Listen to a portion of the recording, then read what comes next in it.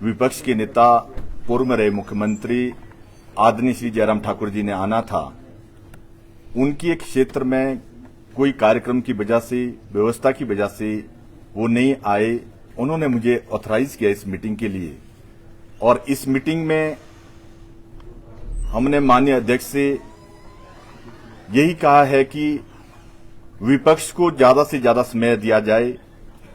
ये जो budget session है, यही एक विपक्ष के पास अपने अपने चुनाव क्षेत्र की और हिमाचल प्रदेश की पूरी बातें रखने का एक हमारे पास प्लेटफॉर्म होता है। और हिमाचल प्रदेश के अंदर कांग्रेस ने जब सत्ता हासिल की थी, उसमें बहुत सारी झूठी गारंटियां दी थी, बहुत सारे इंस्टीट्यूशन विड्रॉल किए हैं, बहुत सारे प्रदेश के अंदर नौकरियों से हटाए हैं। ये सारे इश्यू हम इस माननीय सदन में उठाएंगे, विपक्ष की तरफ से उठेंगे, और सत्ता पक्ष इसका सभी जितने भी इश्यू है इनका रिप्लाई देंगे। सर, हर्षवर्धन चौहान जी ने अभी कहा है कि सीनियर लीडर्स को तो कम से कम इस मीटिंग में आना चाहिए था। सवाल भी इस पर उठाए हैं कि विपक्ष इसको इतना लाइटली क्यों ले रहा है। हमारे विपक्ष के नेता उन्होंने आना था। उन्होंने स्पीकर साहब से विनती की कि मैं इस मीटिंग में नहीं आ सकता, और हमारे जो आदरणीय श्री सुखराम जी है, उनके घर में ट्रेजरी हुई, इसकी वजह से वो भी नहीं आ सके। फिर मेरे को ऑथराइज किया था इस मीटिंग के लिए, पर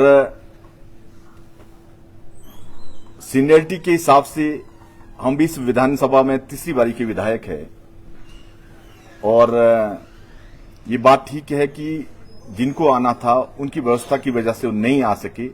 पर हमने इस मीटिंग में विपक्ष की सारी बातें रखी है, विपक्ष को सारा ज्यादा समय दिया जाए, और जो भी इस माननीय सदन में विपक्ष यहां पर मुद्दे उठाएंगे, सरकार उसका गंभीरता से रिप्लाई दे। विपक्ष की गंभीरता पर ही तो सवाल है कि कार्यक्रम महत्वपूर्ण हो गया। ये तो बजट सत्र है, कोई भी सत्र है वो महत्वपूर्ण रहता है, और इससे ये भी लगता है कि विपक्ष ने अपनी रणनीति तय कर दी है। विपक्ष ने इस बजट सेशन की पूरी रणनीति तय की हुई है। इसकी पहले भी मीटिंग हो चुकी है, और इस माननीय सदन में विपक्ष प्रदेश की जनता के सारे हित बहुत ही मजबूती के साथ उठाएंगे, और सरकार ने झूठे वायदे हिमाचल प्रदेश की जनता के साथ जो अन्याय किया है, और नौकरी के बदले नौकरियां हिमाचल प्रदेश के बहुत सारे डिपार्टमेंटों से उन्होंने नौजवानों को नौकरी से निकाला है, और हमारा हमीरपुर का सर्विस सिलेक्शन बोर्ड बहुत टाइम से बंद किया है। स्पेशली हेल्थ डिपार्टमेंट में 1800 नौकरी से हटाए, जिन्होंने कोरोना काल में परिवार वालों ने कोरोना पेशेंट को छोड़ दिया था। उन सभी हेल्थ के अधिकारी कर्मचारियों ने उन सब की सेवा की, उनको भी सरकार ने नहीं बख्शा है, और पेट्रोल डीजल के दाम बढ़ाए हैं। बहुत सारी इश्यू विपक्ष के पास है, और सरकार ने स्पेशली जो कोई भी सरकार आती है वो डेवलपमेंट के लिए आती है। 1400 के करीब करीब डीनोटिफाइड इंस्टीट्यूशन हिमाचल प्रदेश में हुए हैं, हेल्थ के हुए हैं, एजुकेशन के हुए हैं, बहुत ही महत्वपूर्ण डिपार्टमेंट के हुए हैं। ये सारे मुद्दे हम इस माननीय सदन में उठाएंगे। आपको क्या लगता है जो विषय आपने गिनवाए हैं, क्या इन विषयों से किस तरह से ध्यान हटाया जाए, इसलिए विपक्ष की गंभीरता पर सवाल उठा रहे हैं मंत्री, जो उन्होंने अभी थोड़ी देर पहले कहा है?